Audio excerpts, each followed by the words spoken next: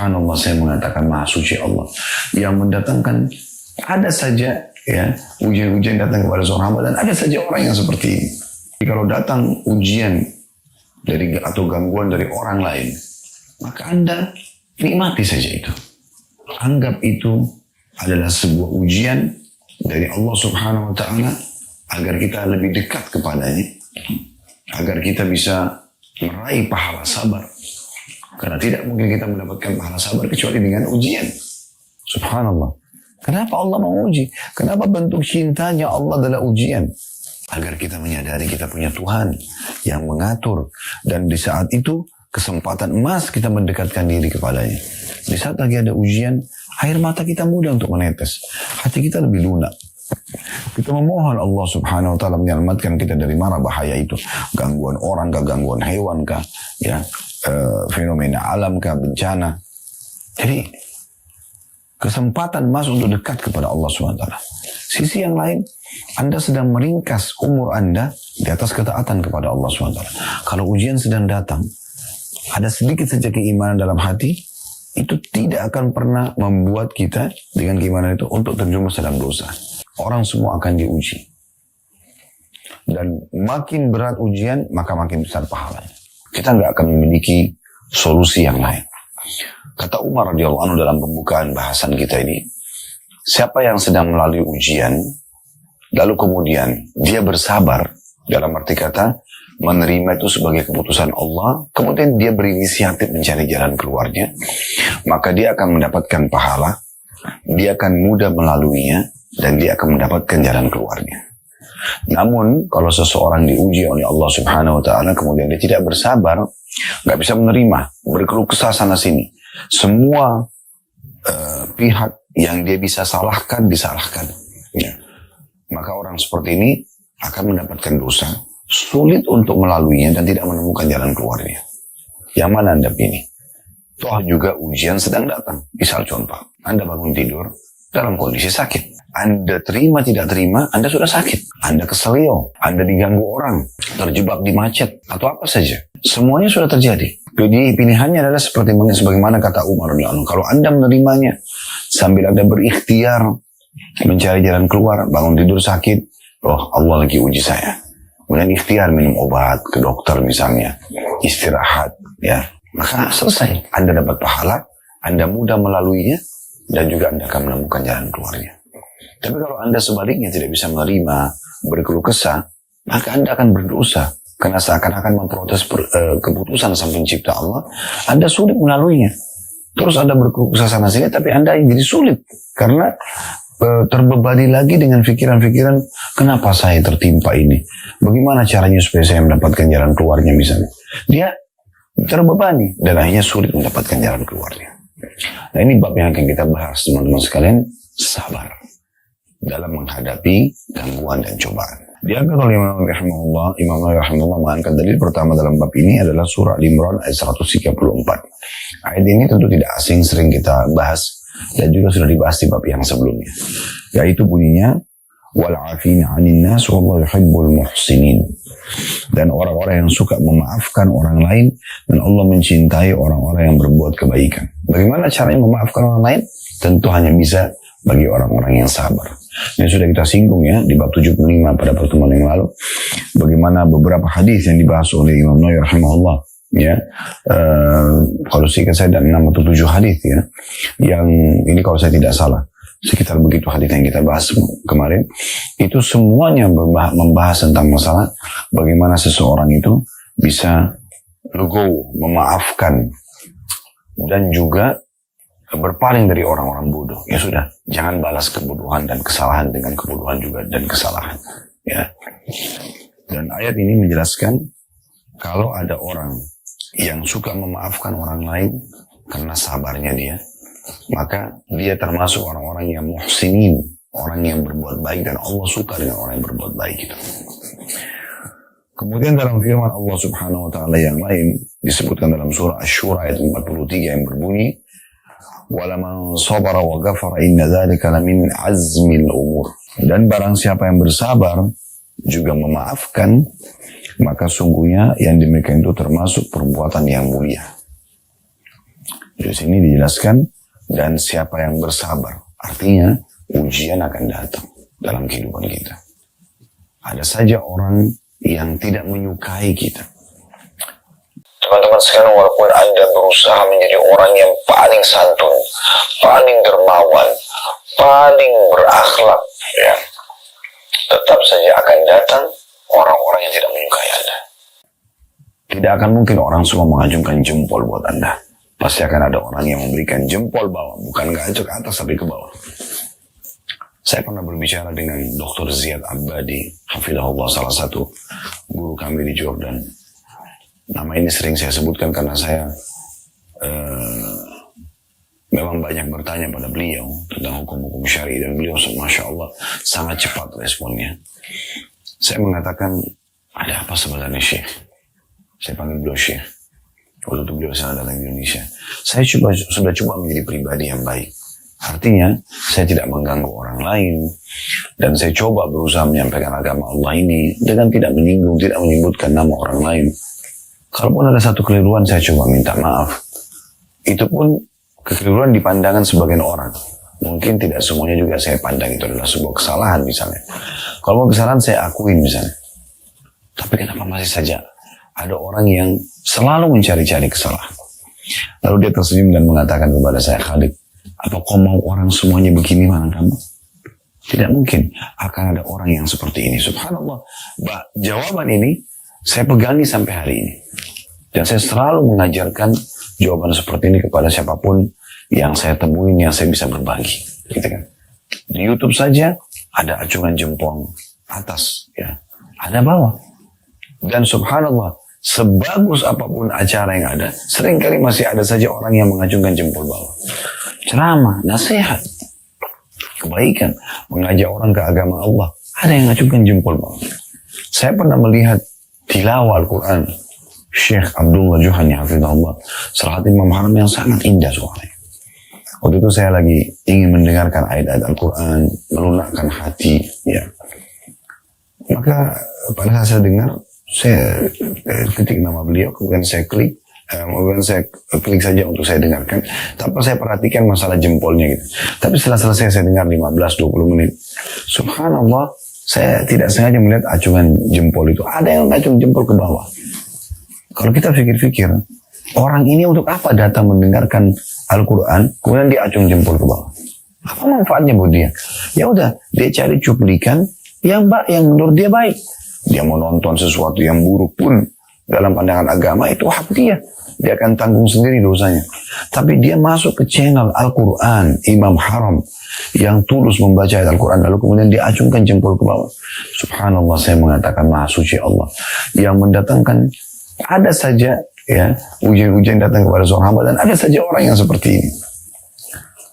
Jadi kalau datang ujian atau gangguan dari orang lain, maka Anda nikmati saja itu. Anggap itu adalah sebuah ujian dari Allah Subhanahu wa Ta'ala agar kita lebih dekat kepadanya, agar kita bisa meraih pahala sabar. Karena tidak mungkin kita mendapatkan pahala sabar kecuali dengan ujian. Ya.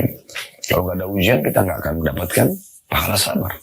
Sementara Allah mengatakan dalam satu ayat dalam firman-Nya dalam Al-Quran, "Innama yuwaffas sabiruna ajrahum bighairi hisab." Sesungguhnya orang-orang sabar akan mendapatkan balasan tanpa ada hitungannya lagi. Sangat luar biasa gitu.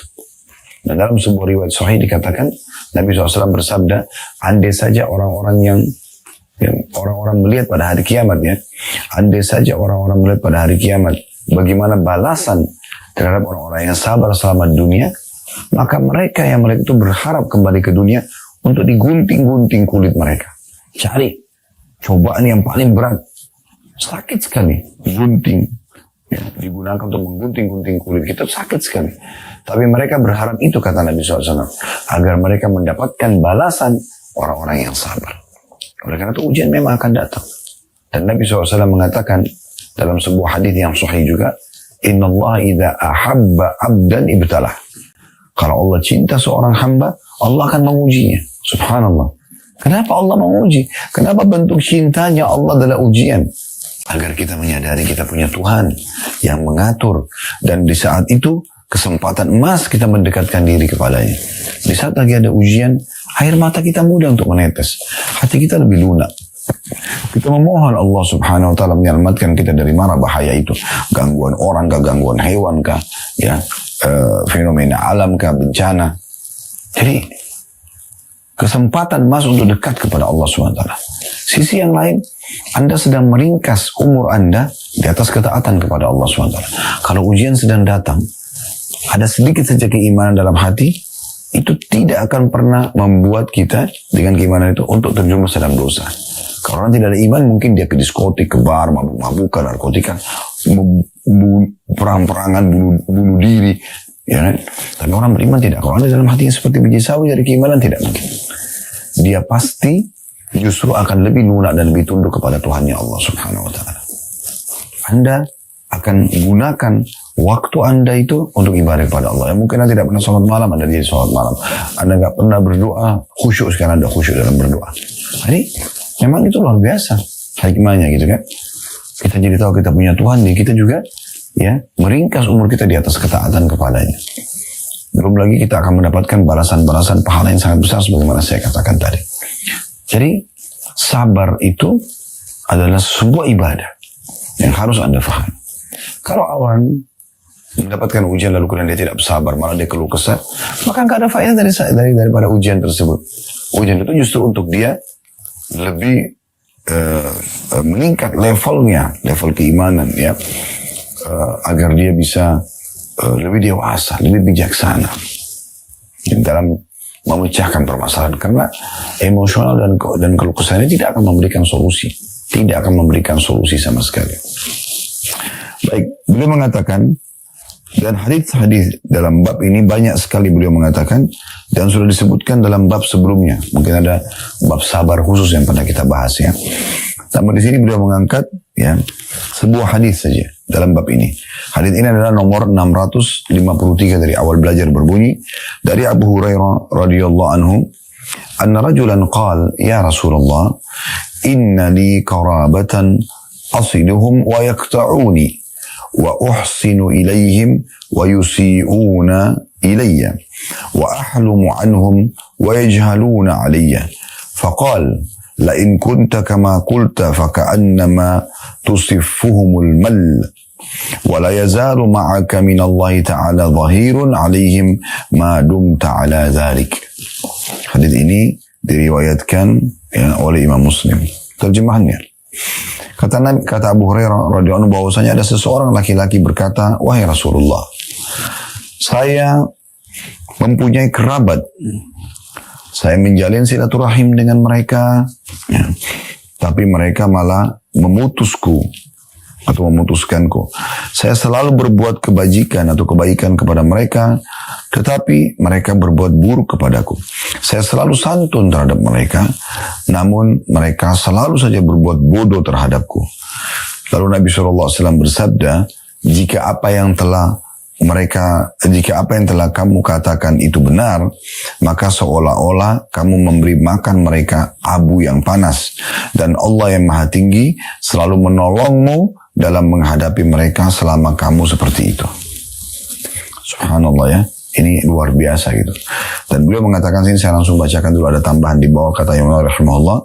Kata Imam Nawawi rahimahullah, dan syarah hadis ini telah hadir pada bab bakti kepada orang tua dan juga silaturahim. Artinya sudah pernah disebutkan masalah ini. Baik, kita coba teman-teman sekalian memberikan penjelasan umum dulu hadis, baru kita korek faedahnya. Faedah umum daripada hadis adalah bagaimana seorang sahabat ini datang kepada seorang alim. Tentu Nabi SAW seorang alim. Selain Nabi memang orang yang paling alim, yang paling paham agama. Dan ini yang harus dilakukan oleh setiap muslim. Datang kemudian berkeluh kesah. Nah, berkeluh kesah ini dalam arti kata menyampaikan, ingin menanyakan hukum. Ya, menanyakan hukum. Lebih tepatnya bukan keluh kesah sebenarnya. Menanyakan tentang hukum. Karena saya sering bahasakan di pengajian secara umum, kalau Anda mau curhat, yang paling tepat kepada Allah Subhanahu wa Ta'ala. Curhatnya itu kepada Allah Subhanahu wa Ta'ala, bukan kepada manusia. Dokter Anda konsultasi, ustaz juga Anda konsultasi. Konsultasi saja. Sahabat ini konsultasi. Lalu kemudian dia mengatakan, ya Rasulullah, saya ini punya kerabat. Kerabat ini Kalau saya silaturahim dengan mereka, malah mereka sengaja memutuskanku. Artinya, saya datang, mereka nggak datang. Gitu. Saya berbuat baik sama mereka, mereka justru berbuat jahat padaku. Saya santun dengan mereka, mereka malah berbuat bodoh terhadap. Jadi, semua perbuatan baik ini dianggap remeh. Ya, bahkan dijadikan bahan olok-olokan. Kata Nabi SAW, kalau kau benar apa yang kau kerjakan, maka kau akan mendapatkan dua hal. Yang pertama adalah, kamu seakan-akan sedang masukkan ke dalam mulut mereka abu panas. Maksudnya, mereka itu sebenarnya akan tersiksa dengan itu. Apalagi kalau kamu tidak menanggapinya. Karena orang yang memancing emosi kita berharap kita justru terpancing ya.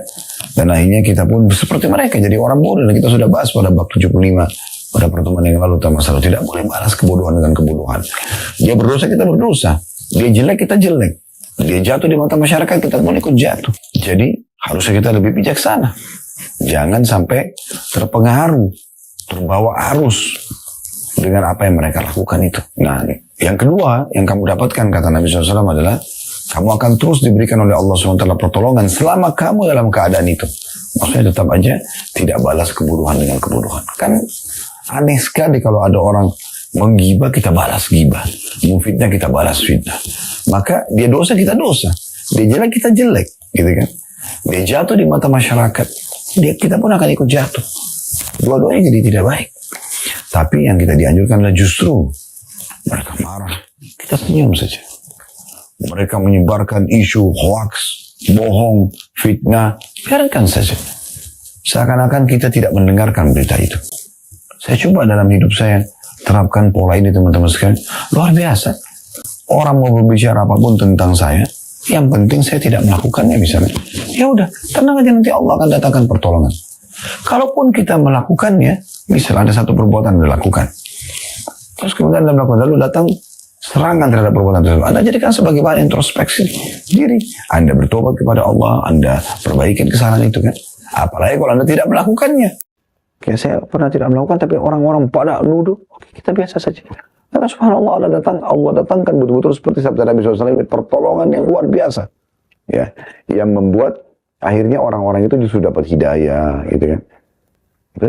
Sering ada di pengajian datang mengatakan, Ustaz, saya mohon maaf, saya ini termasuk orang yang tidak menyukai Anda dulu, gitu. Saya termasuk orang yang ini dan itu, ya. Dan saya sekarang diberikan hidayah oleh Allah justru dari ceramah Ustaz, misalnya. Allah datangkan justru penyebab hidayahnya, ya. Jadi ini poin yang harus kita pegangi tentu dalam bab ini. Baik, kita coba ambil pelajaran pertama dari hadis, yaitu atau faedah pertama, pentingnya seseorang konsultasi kepada ahlinya, ya, supaya jawabannya tepat, seperti yang sahabat ini lakukan. Konsultasi pada Nabi SAW tentu yang paling tepat pada saat itu. Jadi tidak mengambil inisiatif sendiri, sehingga ada panduan dari agama Allah yang sampai kepada kita. Kemudian faedah kedua dari hadis adalah bagaimana seseorang itu dianjurkan tetap menjaga silaturahim, ya, menjaga hubungan baik dengan orang, dengan relasinya, walaupun mereka jahat. Kita jangan balas mereka dengan kejahatan. Biarkan saja nanti orang itu bisa menilai sendiri atau orang sekitar kita akan menilai dengan sendirinya. Dan ini mahal sekali ilmunya teman-teman sekalian. Ya, jangan balas kebodohan dengan kebodohan. Ingat, saya selalu ulangi ini dalam pengajian. Menuju ke akhirat teman-teman yang tentu kita semua pasti demi Allah akan menuju ke sana. Saya dan Anda akan meninggal satu saat nanti. Kita tidak tahu siapa yang duluan. Tapi kita akan menuju ke akhirat. Dan iman kita, rukun iman kita yang kelima, iman kepada hari kiamat. Dari mulai prosesi kematian sampai hari kebangkitan, sampai masuk surga atau masuk neraka. Ya. Akhirnya harus kita yakini. Menuju ke akhirat, bawa dua hal. Bawa amal soleh dan teman soleh. Selalu sibuk. Dari amal soleh ke amal soleh yang lain. Selalu bersahabat, berinteraksi dengan orang-orang soleh. Ya, mereka nanti bisa memberikan syafaat buat kita pada hari kiamat. Dalam sebuah riwayat disebutkan, Nabi SAW mengatakan akan ada orang di hari kiamat dikeluarkan dari neraka. Ahli neraka saling ngobrol satu sama yang lain. Ini apa yang mengeluarkan orang ini? Apakah ada amal soleh yang dikerjakan? Ya. Maka mereka mengatakan setahu kami tidak, setahu kita tidak ada. Mereka saling diskusi, bukan diskusi, saling ngobrol gitu ahli neraka. Heran kok bisa orang ini bisa selamat, padahal sudah dibakar di neraka. Maka akhirnya datang jawaban dari malaikat yang mengatakan, Sesungguhnya dia punya teman orang saleh yang memberikan syafaat kepadanya. Maka dikeluarkan gara-gara pertolongan orang saleh itu. Dan ke akhirat sebaliknya jangan bawa dua hal. Jangan bawa dosa, selalu bertobat. Nah, dosa kan memberatkan kita. Dan yang kedua, jangan bawa musuh. Ya. Sibuk terus saja buat masalah dengan orang. Kalau Anda digibah oleh orang lain, kalau Anda balas dengan gibah, ini secara hukum agamanya akan dilihat oleh Allah SWT pada hari kiamat nanti, apakah berimbang atau tidak. Kalau berimbang gibah dia sama gibah Anda, maka balance. Ya. Tapi kalau balasan Anda lebih sedikit daripada perbuatan dia, maka Anda akan dapat selisihnya dalam bentuk pahala. Kalau perbuatan Anda, balasan Anda lebih besar daripada perbuatan dia, misalnya dia gibah tapi Anda balas dengan membunuh misalnya, maka dia justru akan mendapatkan balasan imbalan selisih daripada kejahatan Anda lakukan. Coba bayangkan, lalu untuk apa kita membalas orang lain? Untuk apa kita ikut-ikutan bodoh?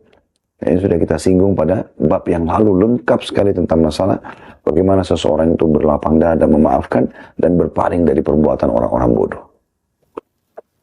Faedah ketiga dari hadis yang kita ambil adalah bagaimana orang-orang yang berbuat kejahatan, memutus silaturahim, selalu sibuk bangun tidur memikirkan bagaimana menyalahkan orang lain, menggibah orang lain, memfitnah orang lain, memukul orang lain, menipu orang lain. Itu aja kesibukannya. Maka orang-orang seperti ini, itu dia akan terkalahkan dengan perbuatannya. Allah akan bongkar aib-aib dia. Dalam hadis ini disebutkan, kalau si fulan tadi yang datang bertanya kepada Nabi SAW ini bersabar, tetap santun dengan silaturahmi, dengan kerabatnya yang memutus hubungan dengan dia, berbuat jahat dengan dia, justru dia akan selalu mendapatkan pertolongan. Maknanya apa? Yang berbuat kejahatan akan terkalahkan. Ya. Allah menyebutkan dalam firman-Nya, wa qul ja'al haqq wa zahaqal batil innal batila kana zahuqa. Katakanlah kalau kebenaran itu datang maka akan mengalahkan yang batil. Karena batil itu pasti akan hilang. Ya mungkin tidak. Lagian juga teman-teman sekalian, untuk apa kita menjadi orang yang buruk? Saya masih kadang-kadang bingung melihat ada orang yang mau menjumuskan dia menjadi orang yang buruk. Dia suka gosipin orang, suka pukul orang, suka menipu orang, suka menyerang orang. Untuk apa? Manfaatnya buat dia apa? Kenapa nggak enak-enak aja? Makan, tidur, jadi orang baik saja. Senyum, kan enak. Dia bahagia, orang sekitarnya juga menyukainya, Allah pun menyukainya. Di dunia dia bahagia, di akhirat dia bahagia. Daripada Anda bangun tidur, cuma tahu emosional, cari kesalahan orang, bagaimana menipu orang, ini semua bagaimana menjatuhkan orang lain, karena dianggap saingannya, maka Anda hidup tidak tenang. Anda sendiri tidak bahagia, orang lain tidak menyukai Anda, Allah pun tidak menyukai Anda, malah bisa berdosa. Ya. Nah ini poin yang harus digarisbawahi, ini faedah daripada hadisnya. Karena di bab ini hanya ada sebuah hadis saja, kita akan coba lebih panjang lebar menjelaskan tentang masalah sabar itu sendiri. Baik, teman-teman sekalian, kalau seandainya sedang ada musibah yang datang, cobaan yang datang, maka kita jadikan poin pertama. Ini kiat-kiat untuk menghadapi permasalahan. Poin pertama, introspeksi diri, muhasabah, bukan sibuk menyalah-nyalahkan orang. Walaupun saya benar, Ustaz, walaupun Anda benar, cobalah introspeksi diri. Sebagian salaf, ya ulama-ulama dulu, dari sahabat, dari tabi'in, yang memang mereka memahami agama ini dengan benar, sesuai dengan wahyunya, Al-Quran dan Sunnah, kayak panduan dari wahyu. Maka mereka itu, kalau sampai jalan dan kakinya kesentuh batu saja, maka mereka mengucapkan innalillahi wa inna ilaihi raji'un. Lalu mereka introspeksi diri. Ada di antara mereka yang kalau kecium bau busuk saja, dia lewat di sebuah tempat, mungkin di situ ada sampah, tapi cium bau busuk, mereka langsung introspeksi diri. Ada apa ini? Disebutkan dalam Al-Quran, Nabi Daud alaihissalam, Allah sengaja lemparkan bangkai di depan singgasananya, langsung beliau sujud, tidak mau angkat sampai datang wahyu menjelaskan apakah beliau salah atau tidak, dan turun firman Allah SWT tentang kami mengujimu hai Daud. Jadi introspeksi diri, apapun yang mengganggu kita langsung introspeksi diri, ada apa ini, ada kesalahan apa, itu yang paling tepat. Yang kedua teman-teman, yang Anda bisa lakukan, jangan lupa ucapkan kalimat istirja. Istirja, inna lillahi wa inna ilaihi raji'un. Kami milik Allah dan kami akan kembali kepada Allah. Allahumma ajurni fi musibati wa akhluf li khairan minha. Ya Allah, berikanlah aku pahala dalam musibahku ini dan gantikan aku yang lebih baik. Ini hadis yang masyhur, hadis Ummu Salamah radhiyallahu anha. Saya bacakan bahwasanya Ummu Salamah, istri Nabi SAW berkata, saya mendengarkan Rasulullah SAW bersabda, "Ma min abdin tusibuhu musibatun, fayaqulu inna lillahi wa inna ilaihi raji'un." Tidak ada seorang hamba ya yang tertimpa satu musibah, kemudian dia mengucapkan, kami milik Allah, kami akan kembali kepada Allah. Allahumma ajurni atau ujurni ya. Allahumma ajurni fi musibati, ya Allah tolonglah atau berikanlah aku pahala dalam musibahku ini ya, atau balasan atau ganjaran ya dalam musibahku ini. Wa akhlif li khairan minha, dan gantikan aku dengan sesuatu yang lebih baik. Dan itu yang kita ucapkan, kalimat istirja. Inna lillahi wa inna ilaihi raji'un. Kami milik Allah, kami akan kembali kepada Allah. Allahumma ajurni fi musibati. Ya Allah, berikanlah aku balasan yang besar dari musibahku ini. Wa akhluf li khairan minha, dan gantikan aku lebih baik daripadanya. Maka kata Nabi SAW, ya, beliau mengatakan ini, qalat falamma tuwfiya Abu Salamah qultu kama amarani Rasulullah SAW. Ya. Maka pada saat wafat suamiku Abu Salamah, aku mengamalkan dan mengucapkan apa yang telah diperintahkan Rasulullah SAW ini. Ya. Fa akhlafallahu li khairan minhu Rasulullah SAW. Maka Nabi SAW, maka Allah pun menggantikan untukku Abu Salamah yang lebih baik dari dia, yaitu Rasulullah SAW. Ya. Dalam sebuah riwayat yang lain dikatakan, ya, mirip dengan ini, tapi riwayat ya tentu tadi itu hadis ya yang sahih, hadis ini diriwayatkan oleh Imam Muslim. Dalam riwayat lain dikatakan, siapa yang membaca ini kata Nabi SAW, maka Allah akan ganti kesedihannya menjadi kegembiraan. Dan Ummu Salamah mengatakan, ya Allah, saya mengamalkan ini selama 3 bulan ya. Sampai akhirnya datang lamaran Nabi SAW pada saat itu ya. Kemudian yang diperhatikan yang ketiga adalah, ketahuilah bahwasanya sabar adalah ibadah dan pastikan akan mendatangkan pahala yang besar. Saya sudah bacakan tadi firman Allah Subhanahu wa taala dalam surah Zumar ayat 10 ya. Innama yuwaffas sabiruna ajrahum bighairi hisab. Orang-orang yang sabar akan mendapatkan pahala tanpa ada hitungan lagi. Imam Al-Auza'i mengatakan, pahala bagi orang yang bersabar tidak bisa ditakar dan ditimbang. Mereka benar-benar akan mendapatkan ketinggian derajat karena sabarnya itu. As-Su'di juga berkata rahimahullah, balasan orang yang bersabar adalah surga. Langsung, balasan yang paling tertinggi. Yang keempat teman-teman sekalian, semua musibah itu yang beratnya cuma di awal. Kalau Anda bisa sabar di awal, maka Anda bisa sabar setelahnya. Ya, oleh karena itu, sabar saja. Memang berat ya, di awal. Tapi kalau Anda sudah lewatin masa-masa itu, dengan Anda bersabar, Anda terima sebagai keputusan Allah. Kayak tadi bangun tidur sakit misalnya, terima sebagai keputusan Allah. Diganggu orang, terima sebagai keputusan Allah. Kalau Anda mulai ikhtiar mencari jalan keluar, maka setelahnya akan jadi ringan. Sesuai dengan sabda Nabi SAW, innamas sabru inda sadmatil ula. Sesungguhnya sabar itu ya, dimulai ketika awal ditimpa musibah. Disitulah puncak pahalanya. Disitulah puncak pahalanya. Ya.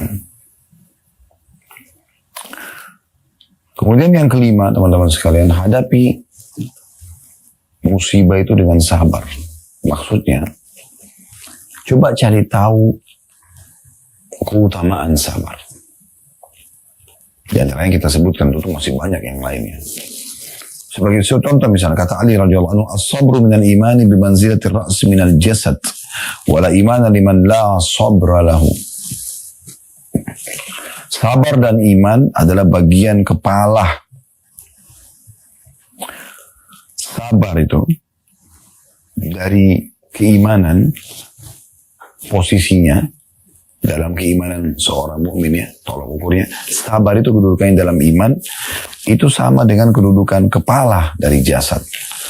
Dan tidak ada keimanan bagi orang yang tidak sabar. Anda bisa bayangkan kalau manusia tidak ada kepalanya, mati. Ya. Artinya kalau tanpa sabar tidak bisa hidup. Maka coba cari tahu tentang keutamaan-keutamaannya. Banyak sekali hadis menyebutkan masalah sebagaimana tadi sudah kita singgung juga ya. Kemudian selanjutnya teman-teman sekalian, yang keenam adalah ketahuilah di setiap ujian akan ada akhirnya. Asal Anda bersabar. Firman Allah SWT yang masyhur, fa inna ma'al usri yusra. Allah ulangi lagi, inna ma'al usri yusra. Dalam ayat yang masyhur ya. Sesungguhnya sesudah kesulitan akan ada kemudahan. Lalu Allah ulangi lagi. Dan pastikan, inna itu harfu ta'kid. Inna ma'al usri yusra. Pasti di setiap kesulitan akan ada kemudahan. Bukankah Anda selama ini sudah melalui banyak sekali ujian? Dan bukankah Anda sudah keluar dari permasalahan itu sekarang? Walaupun akan ada ujian-ujian lagi ke depannya. Iya pasti. Allah memberikan jalan keluar. Tapi beruntunglah orang yang keluar sudah mengambil pelajaran. Mendapatkan maksimal pahala. Kalau Anda ikut dalam satu pelatihan di sebuah camp misalnya, pasti Anda tidak langsung spontanitas ya, betah di tempat pelatihan itu. Bahkan kadang-kadang walaupun hotel bintang 5, programnya padat. Kalau Anda sabar laluin, dari pagi sampai malam pelatihannya, di luar kota misalnya, sampai Anda selesai 3 hari, 5 hari pelatihan, nanti Anda akan rasakan ya, kenikmatannya. Subhanallah, saya pada tahun lalu haji, semoga Allah SWT terima dan kabulkan dan memudahkan juga bagi teman-teman yang belum haji untuk bisa haji. Kami pada saat masuk di kemah, mulai tanggal 8 Zulhijjah, hari Tarwiyah, tanggal 9 di Arafah, tanggal 10, 11, 12, 13 di Mina, tinggal di kemah, tempat tidurnya bersebelah-sebelahan.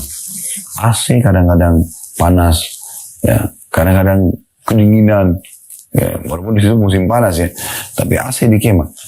Kita sedang bersebelahan dengan jemaah yang lain. Ada yang suka dingin, ada yang tidak suka dingin.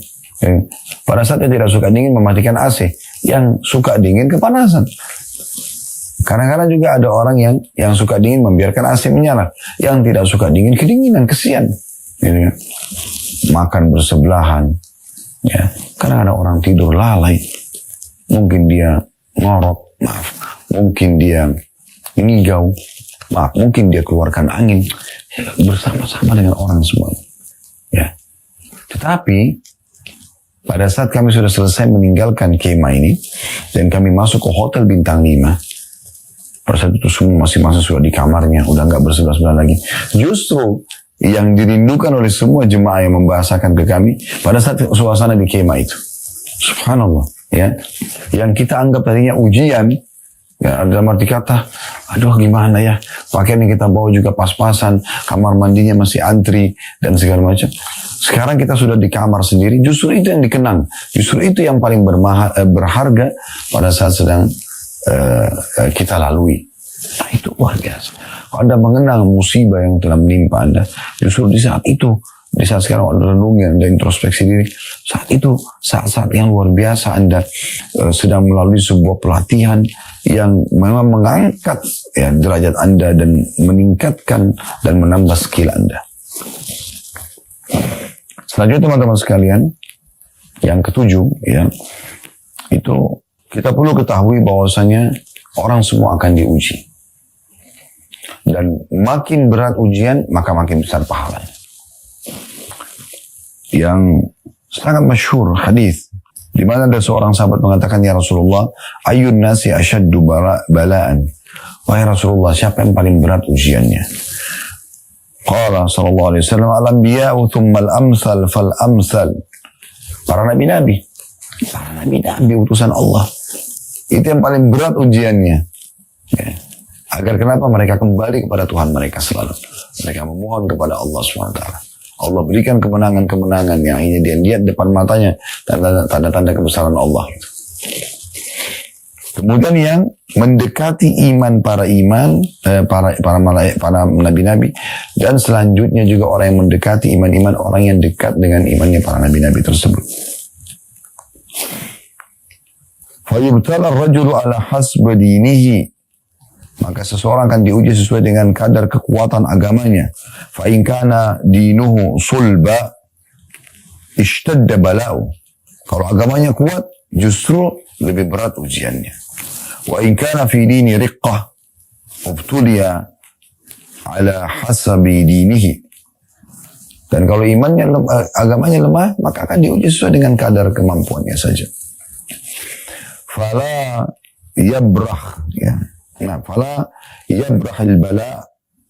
yabrahil bala'u bil abdi hatta yatrukahu yamshi 'ala al-ardi ma 'alaihi khati'ah. Seorang hamba senantiasa mendapatkan cobaan hingga dia akan berjalan di muka bumi dalam keadaan bersih dari semua dosa. Solusi yang selanjutnya, yang ke-8. Kalau Anda mau ringan dalam menghadapi cobaan Anda, ingat cobaan-cobaan yang datang kepada Nabi SAW. Beliau menjamin SAW kalau mengingat musibah datang kepada Nabi, maka akan menjadi ringan musibah kita.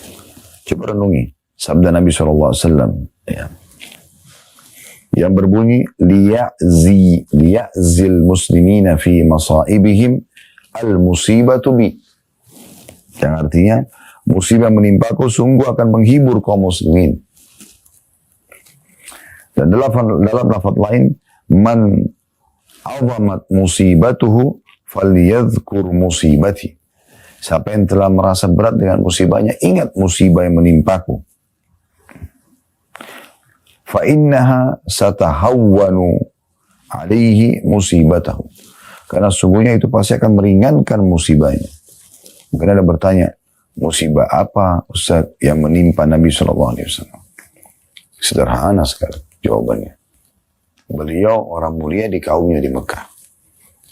Jalur nasabnya jelas, punya kekayaan, ya, istrinya pun mulia, tokoh orang terkaya di Mekah, Khadijah. Beliau tinggal di komplek perumahan tokoh-tokoh orang Mekah. Tampan, ya, pintar, semua berkumpul pada diri beliau SAW. Ya. Jadi nggak ada yang kurang dari Nabi SAW. Tapi terjadi apa dalam hidup beliau? Diuji sama Allah SWT. Waktu beliau menjadi seorang Nabi, apa yang terjadi? Yang paling pertama menolak paman kandungnya sendiri, Abu Lahab. Dan Abu Lahab ini selain paman juga adalah besannya Nabi. Karena anak Abu Lahab laki-laki menikah dengan anak perempuan Nabi SAW. Dan pada saat Nabi SAW mengiklankan dirinya sebagai seorang Nabi, mengajak orang pada kebaikan. Karena semua yang diperintahkan Allah pasti baik. Jujur, amanah, tanggung jawab, bakti sama orang tua, jenguk orang sakit, dan seterusnya. Semua yang dilarang, dusta, mengganggu orang, menipu, mencuri, tidak boleh. Bukan baik. Tapi Abu Lahab yang paling pertama membangkang. Nabi SAW terpukul. Bukan cuma itu. Dia suruh anaknya laki-laki menceraikan anak perempuan Nabi SAW. Yang dinikahi oleh Utsman tentunya setelah itu. Itu musibah. Istrinya membawa serabut-serabut dari rumput-rumput kering untuk dibakar di pinggir jalan untuk menghalangi jalan Nabi SAW. Beberapa tokoh-tokoh Mekah datang sementara Nabi SAW lagi sujud, diinjak batang leher Nabi. Lagi sujud. Dituangin kotoran unta. Nabi SAW sabar. Dan menghadapi kebutuhan mereka dengan kebutuhan. Padahal Nabi SAW diberikan kekuatan fisik. Boleh diberikan kekuatan 10 orang. Kekuatan laki-laki. Sebagaimana disebutkan dalam ada hadits Nabi SAW yang berbunyi. Nabi-Nabi itu diberikan kekuatan 10. Kekuatan laki-laki. Mereka bisa melawan. Tapi tidak, mereka dahulukan sabar. Dan sekian banyak contoh yang berhubungan dengan masalah ini tentunya. Kemudian musibah yang lain juga. Ya maksudnya musibah yang masih dalam kehidupan Nabi SAW ya. Cobaan. Selain gangguan-gangguan orang itu banyak sekali. Juga dalam diri beliau sendiri. Beliau sakit. Ya. Orang-orang dicintai meninggalnya Khadijah. Sampai dikenal dengan Amul Huzun, tahun kesedihan pada saat itu. Beliau dikaruniai 7 orang anak. 6-nya meninggal di masa hidup beliau. 3 anak laki-laki beliau. Qasim, Abdullah, ya, dan Ibrahim meninggal di masa kecil. 3 anak laki-laki sekaligus. Ya. Dan semuanya masih kecil. Dan beliau harapkan ini menjadi penerus beliau. Dan 4 anak perempuannya, 3 meninggal di masa hidup beliau. Ya, Ruqayyah Ummu Kalthum, yang menikah dengan Utsman bin Affan radhiyallahu anhu. Kemudian ya, yang menikah dengan Ali bin Abi Thalib, Fatimah, dan yang menikah dengan Abul As, yaitu Zainab. Tapi 3 orang ini, Ruqayyah, Ummu Kalsum, dan Zainab meninggal di masa hidup Nabi SAW. Jadi 6 orang meninggal, 3 anak laki-laki, 3 anak perempuan. Tinggal Fatimah meninggal 1 tahun setelah meninggalnya Nabi SAW. Setelah punya kekuatan militer pun, punya kerajaan di Madinah, diganggu oleh orang-orang munafik. Setiap apa yang beliau sampaikan, diolok-olok. Jadi itu musibah yang luar biasa itu. Makanya Nabi SAW mengatakan, siapa yang ditimpa musibah, ingat musibah aku. Maka kan jadi ringan musibah dia. Artinya kalau orang seperti Nabi SAW saja itu diuji, maka apalagi kita. Yang terakhir teman-teman sekalian, yakinlah pasti Allah memiliki hikmah. Dan ini adalah takdir Allah yang sudah Allah tentukan. Ya. Sebagaimana sabda Nabi SAW, kataballahu makadir al-khalaiq. Allah telah mencatat semua takdir para hamba-hamba. Qabla an yakhluqa as-samawati wal ardi bi 50,000 sana. Sebelum Allah menciptakan langit dan bumi 50.000 tahun. Dan memang Allah Subhanahu wa taala juga mengatakan dalam firman-Nya dalam surah Al-Mu'minun ayat 115 sampai 116, "Afa hasibtum annama khalaqnakum abathan wa annakum ilayna la turja'un?" Apakah kamu mengira bahwasanya sesungguhnya kami menciptakan kamu secara sia-sia, ya, dan kalian tidak akan kembali kepada kami? Fata'ala Allahul Malikul Haqq, la ilaha illa huwa Rabbul Arsyil Karim. Maka maha tinggi Allah Raja sebenarnya, tidak ada Tuhan selain Dia, Tuhan yang mempunyai arsy yang mulia. Artinya, kami akan uji kalian. Bukan hanya begitu-begitu saja diciptakan. Ada perintah, ada larangan, ada cobaan. Baik, ini teman-teman sekalian gambaran tentang masalah bagaimana kita menghadapi musibah. Kalau benar pasti dari Allah. Pada saat dari saya mohon dimaafkan. Subhanakallahumma bihamdika. Asyhadu an la ilaha illa anta astaghfiruka wa atubu ilaik.